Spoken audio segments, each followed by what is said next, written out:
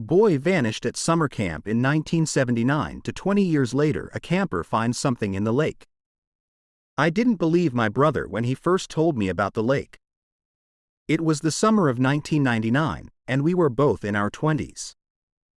David had been invited back to Camp Renridge, a small, woodsy, half-forgotten summer camp tucked into the edge of Vermont forestland, as a guest counselor for a special late-season retreat. I tagged along not because I cared for the outdoors, but because I hadn't seen him in over a year and, frankly, I needed a break from everything. The camp was quiet, humble, and seemed mostly untouched by time. Old wooden cabins leaned slightly in the shade of tall pines. The air smelled of sap and river moss. The lake, Lake Wren, which the camp was named after, was still, deep, and unsettlingly dark. No motorboats. No noise. Just the slow movement of water and wind. David had been to Camp Renridge before, once. Just once. In the summer of 1986. It wasn't a fond memory for him, and it wasn't one he ever talked about growing up. That in itself was strange. He was always the type to reminisce. But any time that summer came up, he'd grow quiet. I thought it had something to do with a girl. Or maybe an injury. We were kids then, and kids fill in silence with fantasy. But I learned during that trip that it wasn't anything like that. The second night we were there, David took me to the dock. It was close to midnight. The moon hovered above the water like a silver eye, and I remember thinking the whole thing looked like something out of a novel. He sat at the edge, feet dangling in the cold water, arms resting on his knees. I lit a cigarette and passed one to him. He didn't light it. Instead, he looked at the lake and said, "There's a boy at the bottom of this lake." I laughed. Nervously. "You mean a body?" He didn't answer. He just nodded, as if confirming something that had never been in question. Then he added, "He disappeared the summer of I-79. His name was Daniel Cartwright. No one ever found him." I hadn't heard that name before. Not in the papers. Not in the usual campfire tales. David said the camp didn't like to talk about it. That for years after, the counselors avoided the topic altogether. But the local kids knew. The town knew. And apparently, he had found out during his own stay in I-86. "I saw his face once," David said quietly. "Only for a second. I waited, half expecting him to go on. But he didn't. That should have been the end of it. Just one of those odd late-night confessions between brothers." We went back to our cabin that night without saying much more. I remember I didn't sleep well. Not because of the story, but because, as we walked through the campgrounds, I swear I saw someone standing at the edge of the woods. Just standing. Still. Watching us. But I chalked it up to shadow and moonlight. The next day, I asked around. I spoke to a couple of the older staff members. They looked confused, or maybe annoyed. But one of them, an older woman named Janet who worked in the kitchen, pulled me aside. "You're talking about Danny Cartwright?" she asked in a low voice. I nodded. She looked at the door, then motioned me into the pantry and shut it behind us. I was stunned she didn't brush me off like the others. He was 8. Sweet boy. Quiet, but kind. Always helped set the table. He was in Cabin Pine with 3 other boys. One day he just didn't show up for breakfast. They looked for him for days. "And the lake?" She paused. Her voice dropped even lower. "The lake is where they say he went. But the search team never found a body. No footprints. No torn clothes. No blood. He was just gone." "So why do people say he's in the lake?" I asked. Her lips pressed into a thin line. "Because the water keeps things," she said. "And some say it gives them back." I laughed, again, nervous habit. But she didn't even crack a smile. "You're not from around here," she said, brushing past me and heading back to the kitchen. "But don't go swimming after dark." That night, David didn't come back to the cabin. At first, I wasn't worried. He was the kind to wander, take long walks, sit out by himself, sketch. But when he still hadn't returned by 3 a.m., I left the cabin and headed straight for the dock. And that's when I saw the ripples. Not the kind from wind or an animal, but something slow and circular, like someone had just gone under. I called his name. No answer. I ran down the dock. Shouted again. Still nothing. But then I saw something resting on the edge of the boards, something half hidden under a towel. It was his sketchbook. And inside was a drawing of a boy's face. Pale, wet, hollow-eyed, floating just beneath the surface of the lake. And on the last page, scrawled hastily, was one sentence. "He's not alone down there." I didn't sleep that night. Not because of what David had said earlier, or the drawing itself, but because I couldn't find him. By sunrise, I had already circled the camp 3 times. I checked the mess hall, the showers, the activity sheds. I even knocked on the director's door and told him my brother hadn't come back. He looked annoyed at first, then something in his face changed. Like he recognized the rhythm of the story. "What's his name?" he asked. "David Monroe," I said. "Monroe," he repeated, as if it meant something. He didn't say anything else. Just told me they'd check around and keep eyes open. But there was no urgency in his voice. I spent the rest of that day by the lake. Not swimming. Not sitting. Just standing, staring. Trying to make sense of what David had meant by "he's not alone down there." Was it a metaphor? A joke? A last-minute scribble from someone having a breakdown? But something gnawed at me, the feeling that David didn't just see something. He'd met something. By dusk, the camp staff were treating his absence like it was just a mix-up. One counselor even suggested he'd gone into town for beer and forgotten to tell me. But I knew better. David was careful, thoughtful. If he'd left, he'd have said something. That night, I stayed by the lake again. And I waited. Around 2:40 a.m., something surfaced. I was sitting on the edge of the dock with my flashlight off. The woods were dead silent, no crickets, no owls, no breeze. Just that breathless kind of quiet that makes the air feel heavier than it should. Then, a splash. I turned toward the sound, sharp, maybe 30 feet out into the water. A shape. Round. Floating. I stood, grabbed the flashlight and flicked it on. There, hovering just above the waterline, was an object. It was a tin badge, an old Camp Renridge Jr. badge. The kind they used to hand out in the 70s. I recognized it from a dusty bulletin board I'd seen earlier in the rec hall. But this one looked pristine. Clean. Untarnished. It was just floating. Then, without warning, it sank. Fast. Like something pulled it down. I left the dock and ran back toward the cabins, trying to convince myself it was nothing. That I'd imagined it. But when I passed the maintenance shed on the way back, I stopped. Because the door was open. And inside, the small rowboat was missing. The next morning, I told Janet what had happened. I expected her to dismiss it, maybe scold me for staying up so late. But she didn't. Instead, she brought out a shoebox from under the pantry sink. It was old, yellowed, and smelled like paper and cedar. Inside were newspaper clippings. All about Daniel Cartwright. One in particular stood out. It was from the Rutland Herald, dated August 17, 1979. The headline read, "8-year-old camper disappears without a trace. Police say lake search unconclusive." The article mentioned Daniel's last known location, a rowboat taken out without permission. It had been found the next day on the far shore, empty. No footprints nearby. They drained part of the lake after that, Janet told me quietly. Brought divers. Dogs. Even the state boys. Nothing. "You said the lake gives things back?" I asked. She nodded. "Not always what you want. Not always when you want it."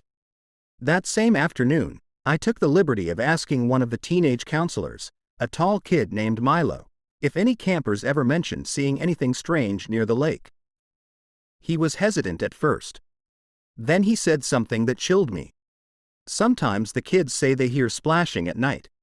Or voices. Voices? I asked. Yeah. Like a little kid asking for help. One girl said she heard someone crying under the dock. Did anyone check? He gave a shrug. I mean, it's probably just frogs or echoes. You know how this place is. It messes with your head. I didn't press further. But I knew what I'd heard. I knew what I'd seen. And more importantly, I knew I couldn't leave until I found out where David had gone.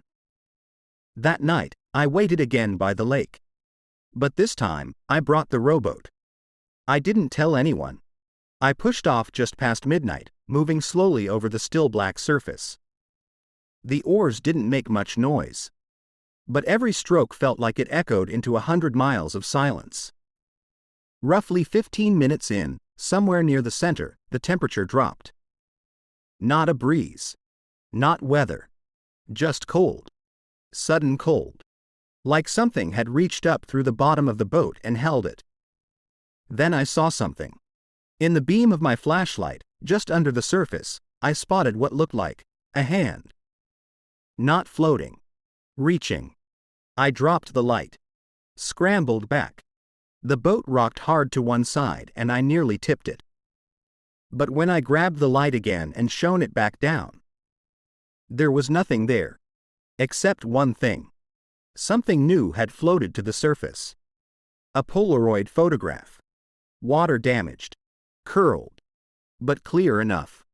It showed a boy, wet-haired, in a red t-shirt, sitting on the dock. Alone. Legs in the water. Smiling. And right behind him, barely visible in the shadows of the trees, was David. Looking directly into the camera. I stared at the photo for a long time. It couldn't be real. There was no way. The image showed David as he looked now, not as a child. Not as a counselor from 1986. But as the man I had arrived with to camp 2 days ago. And yet the photograph was clearly dated. In the bottom corner, smeared but legible, August 16 feet 79. The day Daniel Cartwright disappeared. I rowed back in silence.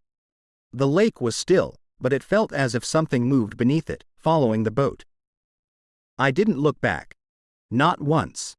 By the time I got to shore, it was just before 3 a.m. I kept the photo. Dried it between 2 books. I didn't tell anyone. Not Janet.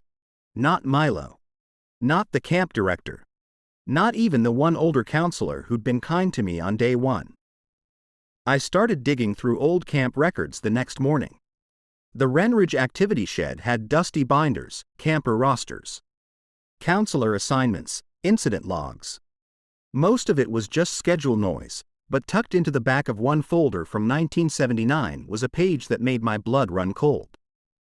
It was a cabin assignment sheet. Daniel Cartwright was listed under Cabin Pine.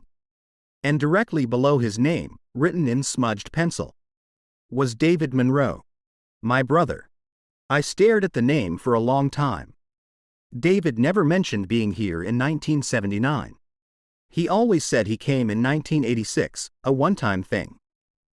But this proved otherwise. If this was true, it meant David had been at camp twice. Once as a camper in 79. Once again as a counselor in 86. But why lie? Why hide it?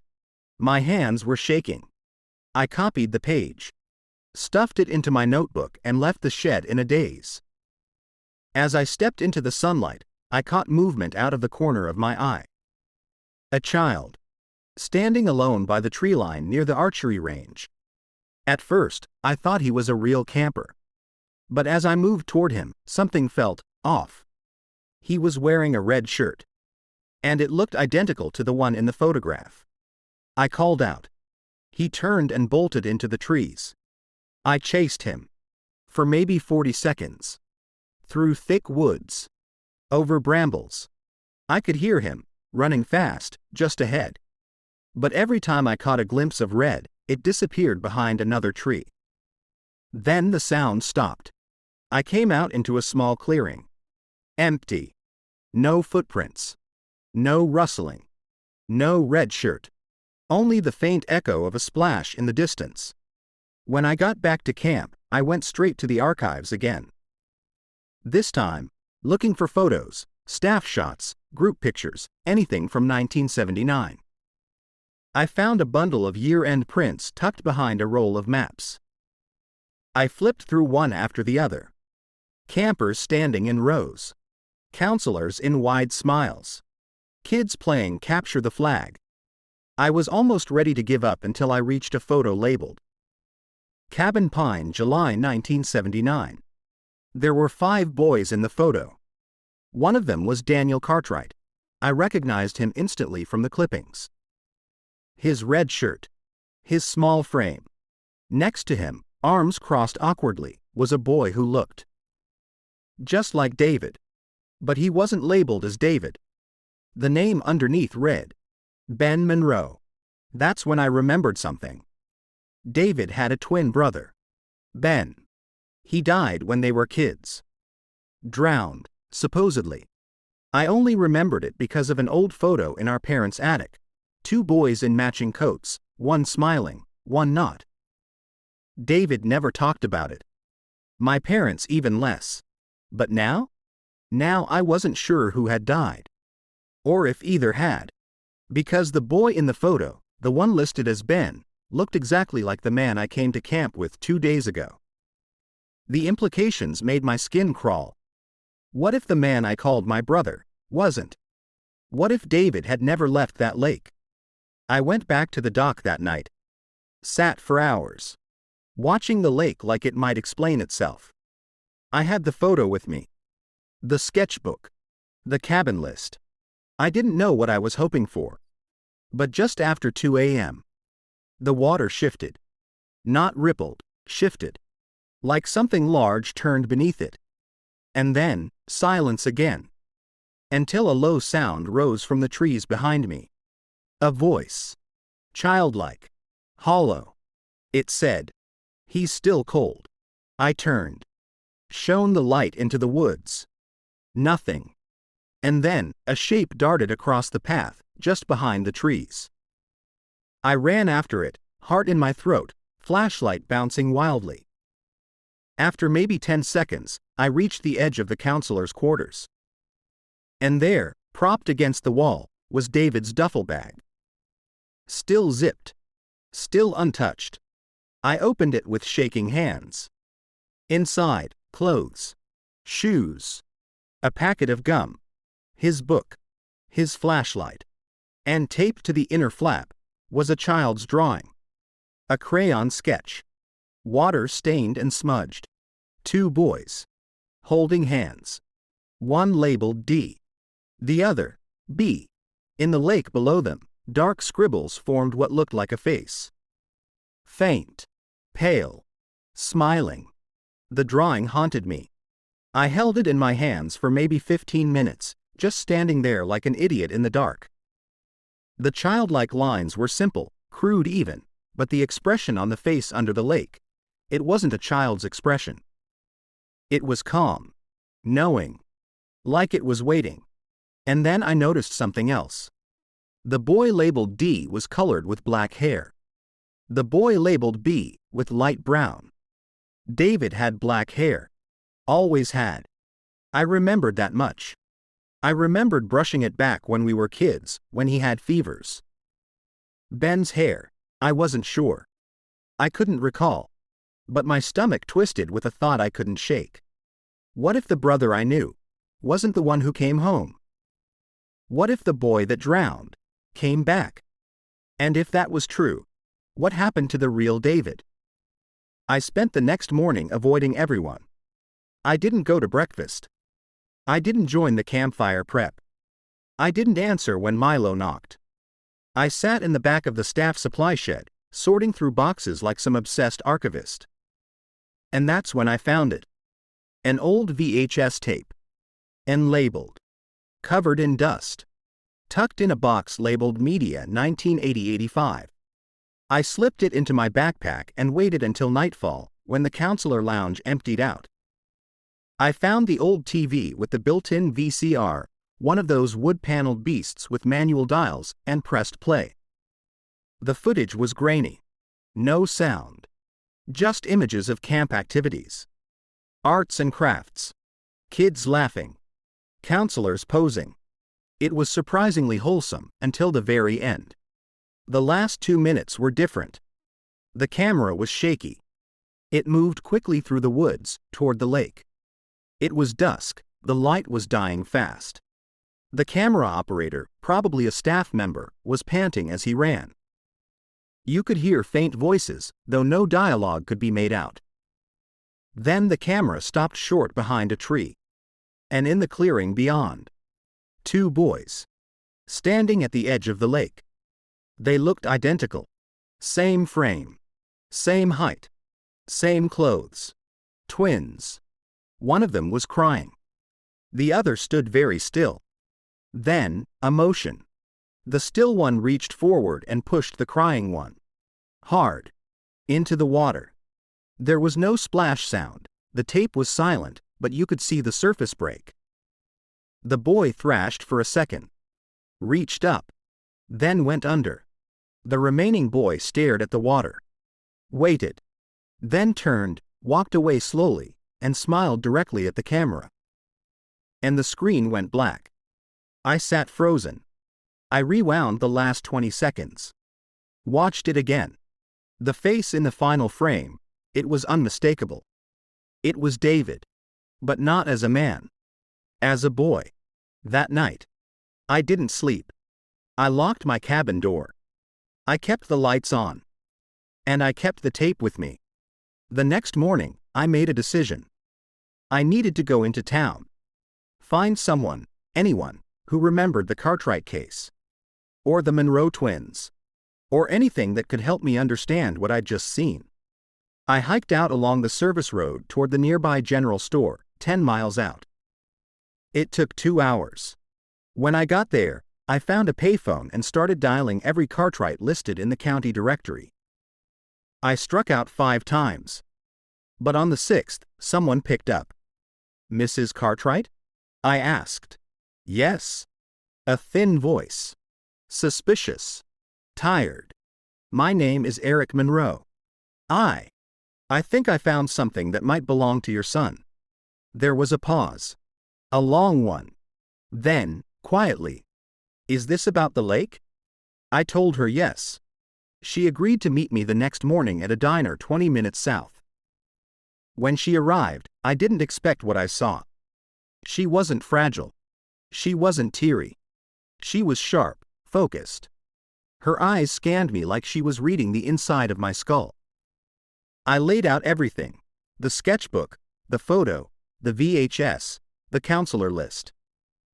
She didn't interrupt. Just watched. Listened. And then she pulled something from her purse. A small envelope. Inside was a Polaroid. Of Daniel. Standing on the dock. Wearing a red shirt. But in this one, he wasn't alone. Next to him was another boy. One I'd never seen before. "This was taken the day before he disappeared," she said. "The camp wouldn't tell me who the other boy was. Said he wasn't in any records." "Do you still think Daniel's alive?" I asked. "No," she said. "But I don't think he's gone either. I think part of him stayed. Was kept." "By what?" She looked out the window. Her fingers clenched tight around the photo. "I don't think it's the lake," she whispered. "I think it's what's under the lake." Then she looked back at me. "Whatever your brother saw, whatever he remembered, he went back there for a reason." I left the diner with a knot in my chest. Mrs. Cartwright didn't cry. She didn't ask for the photo back. She just stood, slipped her coat on, and said, "Don't go near the lake at night. And if you hear your name, don't answer." She didn't explain what that meant. I didn't ask. When I got back to camp, the first thing I noticed was that the air felt different. Still warm, It was August after all, but stale. Thick. Like the forest was holding its breath. And the second thing I noticed was that someone had been in my cabin. The duffel bag I'd hidden under the bed was unzipped. The VHS tape, gone. So was the drawing. Only one thing remained untouched. The Polaroid of David and Daniel. I checked the door, still locked from the inside. I checked the windows, undisturbed. And yet, somehow, someone had been inside. Or something. I didn't know who to tell. Milo wouldn't believe me. The director already thought I was a nuisance. Janet. I didn't want to drag her further in. She looked like she'd already carried enough ghosts. So I made another decision. I was going back into the lake. Not at night. Not alone. And not without a plan. There was a small aluminum canoe behind the mess hall. I borrowed it the next afternoon, told the staff I was going fishing. Loaded it with my gear. Waterproof flashlight, a rope, a disposable camera, and an old diving mask I found in the wreck shed. I paddled out slowly, heart pounding the whole way. The surface was too calm. Too still. When I reached the center, I dropped anchor and let the canoe drift slightly. Then, carefully, I leaned over and dipped the flashlight beneath the surface. Blackness. Thick and endless. I slid the mask on, took a breath, and lowered my face into the water. It was freezing. Visibility, maybe 2 feet. But just below the range of light, I saw movement. Not fish. Not weeds. Lines. Straight lines. Wooden. Like the beams of a dock. But deeper. Way deeper than any dock should be. I pulled my head up, panting. Waited. Then lowered back in.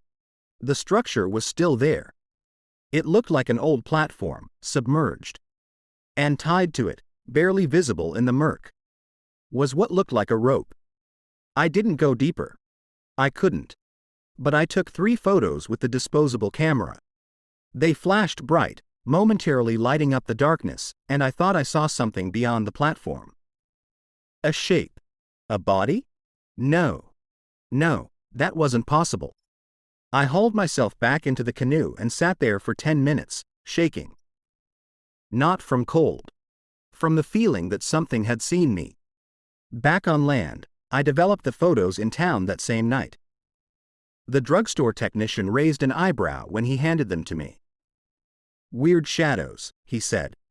You sure you took these outside? I looked. The first 2 were almost pure black. But the third showed the underwater platform, clear as day. And floating just above it, face up, arms outstretched, was a boy. Eyes open. Mouth slightly parted. As if waiting to speak. But what made my stomach turn was what hovered next to him. It wasn't a person. Not really. More like a silhouette. Human-shaped, but blurred. As if it were under the water and in the water at the same time. It leaned toward the boy's face. And in the final corner of the frame, barely visible, was something scrawled in the wood of the platform. Letters. I zoomed in as best I could. Ben was here. I nearly dropped the photo. I went back to camp and confronted Janet. I didn't hold back this time. I told her everything. The drawing. The VHS. The underwater platform. The photo of David. And the boy. And Ben. She didn't even flinch. She just nodded slowly and said, "We always knew one of them didn't belong." "You knew? You knew something happened?" "Not knew," she said. "Felt. Every so often, you'd get a kid who talked to someone no one else saw. Or swore their friend disappeared for an hour, then came back, different. But why would the camp keep running?" She looked down at her hands.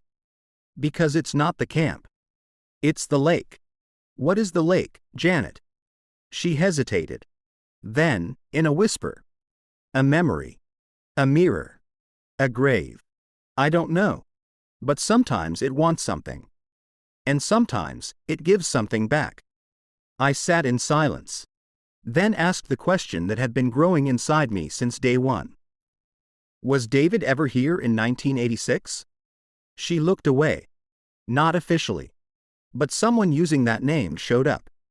And no one asked questions. Because he knew all the rules. All the songs. All the hiding places. He even remembered where the old canoe was kept. Then who came back with me this week? She looked at me, dead in the eye. That's the wrong question. I didn't sleep again that night. I stayed by the fire pit, watching the dark line of the lake in the distance. At 2:19 a.m., I heard a splash. At 2:22, I heard my name. Twice. And at 2:24, I saw something crawl out of the water. At first, I thought it was an animal. The shape that dragged itself out of the lake, hunched, slow, wet, made a low shuffling sound as it moved toward the shore. The moon was high enough to cast light across the surface, and I could see the trail it left, dark water soaking into the pine needles and moss. I didn't move. I didn't breathe. The shape straightened slightly as it reached the dock. Not all the way, but enough to look human. Barefoot. Drenched. And wearing a red t-shirt. My whole body locked up. It wasn't running. It wasn't making a sound. It just stood there, 30 feet away, staring at the fire pit where I sat. I reached for my flashlight. But it slipped out of my shaking hands and hit the ground with a dull thud. When I looked back up, the shape was gone. Just gone. No sound. No splash. Nothing. I didn't sleep. Didn't go back to my cabin. I stayed by the fire until dawn, then walked straight to Janet's quarters. She opened the door in a robe, looked at my face, and didn't even ask what happened. She just said, "You saw him, didn't you?" I nodded. She made tea.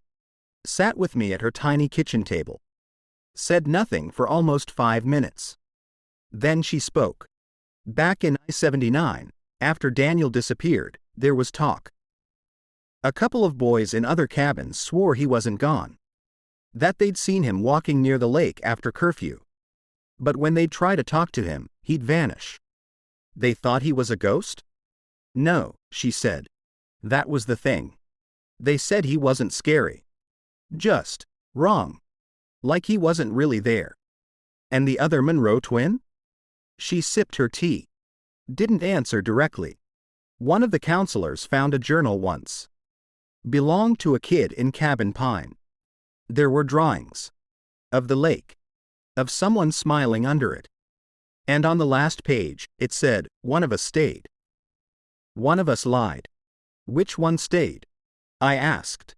I don't think the lake lets you choose. That sentence kept ringing in my ears for the rest of the day. I left camp that afternoon. Not because I was done, but because I needed space. Needed facts. I drove back to town and visited the local historical society. A volunteer. Gray-haired, heavy glasses. The kind who'd lived through every decade with a notebook in hand, pulled up old property maps of Camp Renridge. That's when I noticed something strange. An old survey map from 1943 showed a dock, not the one that currently existed, but another one, out further into the lake. And beneath it, drawn faintly, was a structure. A platform. But not man-made. It was labeled, "Submerged Foundation Unknown Origin." I asked the volunteer about it. She squinted at the note and shrugged. Used to be an old settler homestead near that lake, long before the camp was founded. Story goes it sunk during a flood. Some folks said the lake swallowed it. The lake swallowed it? Yeah. Like it pulled it down. Weird phrase, huh? Not if you'd seen what I'd seen. That night, I drove back to the camp and parked on the side road. I didn't go back to the main lodge or the cabins. I took the path around the lake, flashlight in one hand, camera in the other, and circled to the far side, where the water grew deeper. The air was different there. Cooler. More still. I found the edge of the submerged structure. The shoreline sloped sharply. A fallen tree leaned into the lake like it had once been a pier. And that's when I saw the shape again. Standing on the water. Not in it. On it. Just far enough out that its feet kissed the surface, but didn't break it. David. Or Ben. Or whatever came back. He didn't speak. Just raised one hand, slowly, and pointed. Down. Into the water. And I understood, with cold certainty. What he meant. Come see. I didn't. I turned and ran. I didn't stop until I was halfway through the woods. But in the distance, behind me, I heard something move. Not crash. Not sprint. Just move. Slow and steady. Keeping pace. I didn't return to my cabin that night. I slept in my car, door locked, engine running. At dawn, I drove 2 towns over and bought a portable underwater camera rig, the kind used for fishing. I didn't know what I was going to do with it. Only that I had to see. I returned 2 nights later, waited until everyone was asleep, and rode back to the spot, to the structure. Lowered the camera slowly, feet by feet. At first, nothing. Just murk. Then, beams. Wooden. Then, shapes. Objects. Shoes. A book. A rusted flashlight. And then, a face. Directly beneath the camera. Open eyes. And then a second face. Beside it. Then a third. Too fast to count. Too close together to be possible. Like the lake didn't hold one boy. It held every version of him. And maybe, others. The screen glitched. Froze. Flashed. Then a single frame burned into the monitor. A group of boys, smiling.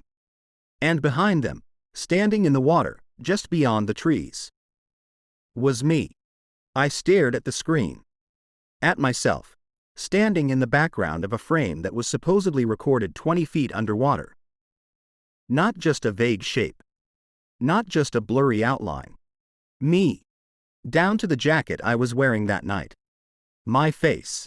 My posture. Even the same flashlight I dropped on the dock 3 nights earlier. I don't know how long I sat there, watching that frozen image. It felt like the lake had reached up through the cables, through the screen, and taken hold of something inside me. I didn't know what to do with it. So I did the only thing I could think of. I rode back in silence. Packed up my things. Took the drawing, the Polaroids, the records, everything. And I left. I drove 5 hours to my parents' house without sleeping. When I got there, Mom was in the garden. She looked older than I remembered, not physically, but spiritually. Worn. I didn't lie. I showed her the photo from the lake. The VHS stills. The camp roster with David's name in 1979. And the question I'd been choking on for days finally came out. Mom, did David have a twin? She didn't flinch. She didn't pretend. She just looked at me and said, he did. My mouth went dry. Why didn't you ever tell me? She hesitated. Because I didn't know which one came home. I felt like the room was tilting. She walked into the kitchen and returned with a shoebox. Inside were old photographs, birth certificates, scraps of paper. 2 birth announcements, Benjamin Monroe and David Monroe. Same birthday. Same hospital. 1 death certificate. Dated August 19, 1979. Cause of death, accidental drowning. But the name was David. Wait, I said. You told me Ben died. That's what we were told, she whispered. But they didn't let us see the body. They said the lake made recovery difficult. There was confusion. Even the camp director seemed unsure. So you just let it go? He came home. He looked like our son. He was our son. What were we supposed to do? But which one? She shook her head, eyes glistening. He had Ben's eyes. But David's voice. He remembered things only David knew, but sometimes he'd forget his own name. He'd write it, then cross it out. He once called me Aunt Sarah. I don't even have a sister. I sat back, dizzy. The boy I'd grown up with. The boy I loved like a brother. Might not have been either. Or might have been both. Or something else entirely. That night, I dreamed of the lake. I was walking across the surface, like it had turned to glass, and below me were hundreds of faces. Boys. Counselors. Duplicates. Reflections. All staring up, lips moving silently. Like they were reciting something I couldn't hear. Then I saw David. Smiling. Reaching. I woke up choking. Sweating. 2 days later, the camp called me. David's sketchbook had been found. Floating in the lake. But not just the sketchbook. A journal, too. Soggy, but legible. They mailed it to me. It wasn't David's. It wasn't Ben's. It was Daniel's. Inside were pages of notes. Strange entries. The handwriting grew worse as it went on. More rushed. More panicked. But one passage stood out. Scribbled over and over, in shaking ink. The lake doesn't take you. It splits you. It keeps what it wants. Sends back what it can use. Another page. I saw myself. He looked tired. I don't want to be him. Another. If I disappear, don't look for me. I'll still be here. Just not where you expect. And then, the last page, almost empty. One phrase, scrawled in the center like a final gasp. One of us is always watching. I didn't return to Camp Renridge after that. I tried to get rid of the photos, but they always ended up back in my drawer. I moved. Changed jobs. Did therapy. But sometimes, just before sleep, I hear splashing in my dreams. I hear my name, faint, like a ripple under ice. And once, just once, while walking past a reflective window downtown, I caught a glimpse of my own face. But it blinked later than I did. I tried to forget. I really did. For months after the camp, I avoided lakes, forests, even childhood photos. I boxed everything up, the Polaroids, the journal, the sketchbook, the video stills, and shoved it all into a crate I taped shut and shoved into storage. I told myself I was done. But the lake wasn't. It started small. A voicemail with no message, just the sound of trickling water. Then a letter with no return address, inside, a photo I hadn't taken. It showed the edge of the Camp Renridge dock. Empty. But the date in the corner? August 14, 1979. 5 days before Daniel Cartwright disappeared. And then, one night, I came home to find a package sitting on my doorstep. I opened it, hands shaking. Inside was the underwater camera rig I'd used that last night. It had been missing ever since. The screen was cracked, but when I plugged it in, the last video it had recorded played automatically. Not what I remembered. Not what I'd seen. Instead of showing the submerged platform and the figures beneath, the footage opened on the dock. Nighttime. The wind moved through the trees. And a boy, small, alone, walked to the edge. Red shirt. Bare feet. He sat. Let his legs dangle. And turned to look directly into the lens. It was Daniel. But the timestamp said 1999. The same week I was there. The same night I had stood on that dock, alone, feeling watched. And then, the boy lifted a hand. Not to wave. To point. Again. Down. I yanked the power cord. The screen went black. I couldn't breathe. The next day, I called Janet. Her number had been disconnected. I called the camp office. The line rang twice, then gave a long, slow tone I'd never heard before. I drove back. I had to. I needed to know if the camp was even still there. I took the same forest roads. Same narrow gravel curves. But when I reached where the entrance had always been, the wooden Camp Renridge sign, the gravel pull in. The line of cabins just beyond the trees. There was nothing. Just brush. Overgrown trees. No sign. No trail. No clearing. It was as if the camp had never existed. I spent hours circling, searching. I found the lake. Still there. Still deep. Still silent. But the dock was gone. I walked to the edge. The air was thick. Still. My feet sank slightly in the mud. And that's when I saw it.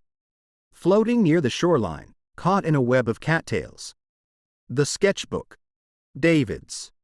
I reached in, pulled it out, and flipped through it with trembling hands. The drawings were familiar at first, the lake, the platform, the faces. But the final page was new. Fresh. Drawn in charcoal. A man standing on the dock. My height. My jacket. My flashlight. And behind him, dozens of hands. Reaching up from the water. And a small caption scrawled below it, in my brother's handwriting. It only takes what looks like you.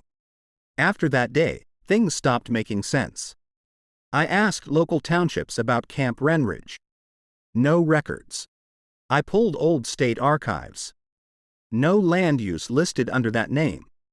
Even the original newspaper clippings about Daniel began to change. Where once there were articles and photos, now there were redacted blocks. Headlines replaced with vague references to missing minors.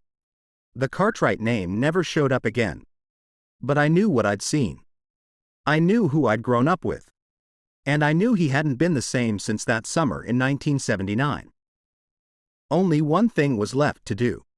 Go back. One final time. Not for closure. Not for answers. But to leave something behind. Myself. I returned one final time. I didn't tell anyone. I didn't bring my phone. I packed a flashlight, a voice recorder, and the note, the yellowed one that said Ben was here. I folded it twice, slid it into my coat pocket, and left just before dawn. The lake was quiet when I arrived. No breeze. No birds. No campers. Just still water. And silence. It was as if the place was waiting. I walked along the shore, past the spot where the badge had been found, where the torn red shirt had washed up. Past the place I remembered seeing my brother last. The dock was gone. But I knew where it used to be. I stood at the edge and looked out. The morning fog hugged the surface of the lake like a sleeping animal, and for a moment, I thought I saw something break the surface far out, a ripple. Then another. But nothing came up. I sat down, pulled out the recorder, and pressed play. This is Eric Monroe. August 14th. I'm back at Camp Renridge. Or where it used to be. I don't know why I'm doing this. Maybe I'm trying to make sense of something I know won't ever make sense. I paused, watching the water. I think the lake is not haunted. Not cursed. Not even evil. It's more like a reflection. But not of light. A reflection of time. Of people. A mirror that sometimes shows something else. I don't think David ever came home. I don't think Ben did either. I think the lake sent someone back. Someone shaped like them. Someone who remembered just enough to pass. But they weren't whole. I don't think I'm whole anymore either. I stopped recording. And I walked into the water. Step by step. The cold hit fast. I kept going. The lake was still. Deeper than it should have been. By the time it reached my waist, I heard something. My name. Soft. Carried on the fog. Eric. I turned. No one behind me. But on the water, a shape. Small. Floating toward me. I moved closer. My heart hammered in my throat. It was a Polaroid. Dry. Untouched. Resting on the surface as if the lake itself was offering it to me. I took it. And stared. It was a photo of two boys, side by side, standing knee-deep in this very lake. One in a red shirt. One in blue. Both smiling. The background showed trees. Fog. The same morning light I was standing in. But the worst part? The boy in red, the one with the smirk, was holding something in his hand. My voice recorder. I dropped the photo. Stumbled backward through the water. My feet caught on something, solid, underwater. I looked down and saw wood. The edge of a platform. I reached out, brushing away the silt. Carved into the beam, deep, rough, uneven, were letters. Not just Ben was here. There were more. A list of names. Daniel. Ben. David. Milo. Janet. Eric. My name. Already carved. Already fading. I screamed. I don't know if it was fear or desperation. Maybe both. But as I did, something broke the surface behind me. A hand. Reaching out. Not grabbing. Just waiting. Palm up. Like an invitation. Like it had always been mine. I ran. I don't remember how I got back to shore. I just remember the sound. Water slapping behind me, like footsteps. But when I looked back, there was nothing. Just the lake. Quiet. Empty. And the note, soaked, unreadable, floating near the shore. That was 23 years ago. Since then, I've moved 12 times. Changed jobs. Names. Lives. But the water still finds me. In puddles. In mirrors. In dreams. I don't know who I am anymore. Sometimes I wake up and the person in the reflection has different eyes. My handwriting shifts. Old friends call me names I don't recognize. But I pretend. I smile. Because I've learned something. The lake never lets you leave empty-handed. It always keeps a part of you. And it always sends something back. There are moments when I forget. Whole days, even. I wake up, make coffee, check the news, respond to emails. Sometimes I even laugh. People say I'm doing better. That I'm more grounded. That I've moved on. But then, without warning, it finds me again. Not the lake itself. Something smaller. Subtler. Like a wet footprint in the hallway. Or the faint sound of a child giggling in the drainpipes. Or a Polaroid tucked into a book I swear I never opened, showing me, sitting by the lake, eyes closed. But the trees in the background are dead. Leafless. And the date on the photo reads August 14, 2034. 9 years from now. I keep these moments to myself. Because what would I even say? I think time is folding over me like pages in a damp book. I think someone else is living part of my life, just a few seconds ahead of me. I think I never left the lake. A few weeks ago, I got a letter in the mail. No stamp. No return address. Just a single sheet inside, old and yellowed, like it had sat in water for years before drying out. It read, "We remember you. You were kind. You didn't scream at first." No signature. But in the corner, pressed into the paper, was a small, rusted circle. A camp badge. Same as before. Only now. It said, Camp Renridge, established 2035. I called the county office. Asked about land ownership near the old lake. They said the forest had been bought 6 months ago by a private development group. Plans for a new youth retreat. Eco-focused, they said. Quiet. Introspective. The name? They hadn't finalized it yet. But one of the women at the front desk said something strange before hanging up. Actually, the man who signed the purchase order said he was just coming home. Strange guy.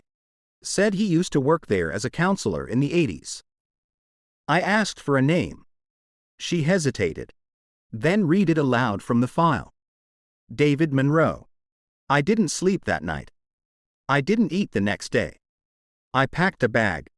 Just a flashlight. The old photo. And the recorder. I told myself I wasn't going back. Just wanted to see it from the road. Just one last time. But even before I arrived, I saw the sign. Now hiring. Camp Renridge reopening, June 2035. The logo was new. but familiar. An oak leaf. Split in half. One side green. One side black. And underneath it, a motto. What you leave, we remember. I haven't decided yet. If I'll go in. If I'll stay outside the fence. If I'll apply to be a counselor, like he once did. But something tells me the decision was already made a long time ago. Back in 1979. By the water. When someone smiled at the camera, and someone else sank beneath the surface. And every so often, when it rains, I swear I can hear that voice again. Not calling. Just repeating. Softly. Like a lullaby spoken backward. You came back. You came back. You came back. It's raining now. Not hard, just enough to blur the outlines of things. The street outside my window looks softer, older. Like it belongs to a different year. A different version of this world. I'm writing this from a motel outside the old county line. It's not far from where Camp Renridge used to be, or still is, depending on who you ask. The lake is close. I can smell it. That sharp mineral scent, like cold coins in your palm. Like something buried long ago coming up for air. I haven't gone down to the water yet. But I will. Soon. Because 2 nights ago, I got another photograph. Slipped under my motel door. No envelope. No explanation. Just the photo. It was taken from behind. Me. Walking toward the lake. Wearing the same clothes I had packed. Same boots. Same flashlight in hand. But the timestamp said, taken, tomorrow, 5:44 a.m. I called my mom yesterday. She didn't answer at first. Then her voice came through, small, broken. Eric. I thought you were gone. I was, I said. Maybe I still am. She cried softly. Not loudly. The way someone cries when they know it's not grief anymore. But recognition. You were always quiet after that summer, she whispered. Sometimes you'd sit in your room for hours. Drawing things you never showed us. You'd write your name wrong, do you remember? I didn't. But I believed her. Because I've been doing that again lately. Signing letters as Ben. Or David. Or once, Daniel. And not noticing until later. Like a current pulling under the surface, slow but certain. At 3:12 a.m., I woke up choking. Not a nightmare. Just a feeling. Like someone had whispered directly into my mouth. The window was open. On the floor, by my boots, sat the old camp badge. Still rusted. But with a new inscription etched beneath the original logo. You never left. It's 5:03 a.m. now. 23 minutes to go. I've packed nothing. There's nothing left to bring. I've left the motel key on the desk. The Polaroids on the pillow. The recorder still ticking in my jacket pocket, taping this moment as if it matters. And I'm walking now. Down the old trail. The one that used to lead to the cabins. Then the mess hall. Then the dock. There are no birds. No wind. Just fog. And water. Every step feels familiar. Not like remembering, deeper than that. Like I'm walking a groove carved into time. A memory that never stopped playing. The lake is waiting. Still. Black. The surface doesn't ripple. Doesn't breathe. It just is. And on the shore, there's someone standing. Not waving. Just watching. A boy. No older than 10. Red shirt. Bare feet. He smiles at me. A sad smile, like he's sorry. Like he understands. He points to the dock. I follow. And halfway there, I stop. Because I see another figure. Sitting on the end. Back turned. Shoulders hunched. He looks like me. Or maybe who I used to be. And beside him, in the water, are reflections. Dozens of them. Boys. Counselors. Men. All staring up. Some smile. Some reach. One of them looks exactly like my brother. And one of them looks like someone I've never seen before, but who somehow knows my name. The boy speaks. Soft. Barely more than breath. We're not stuck here. We're just waiting for the right version to come home. I ask him, what if I'm not the right one? He shrugs. Then the lake will keep trying. The sun starts to rise. It doesn't break the mist, but it softens it. And I finally step forward. Onto the dock. Toward the man with my back, my voice, my life. He turns as I approach. And smiles. He doesn't say anything. Because he doesn't need to. We already understand. Behind me, the lake goes still again. And somewhere far below the surface, another version of me lets go. End of recording. Videotape. The tape stops. A slow click. Silence. Then, faintly, the sound of a child laughing. Not from joy, but from recognition. Open folder filed case number 442, subject. Monroe, Eric, status, unresolved. Pushpin last seen near site of former Camp Renridge. No official structures remain.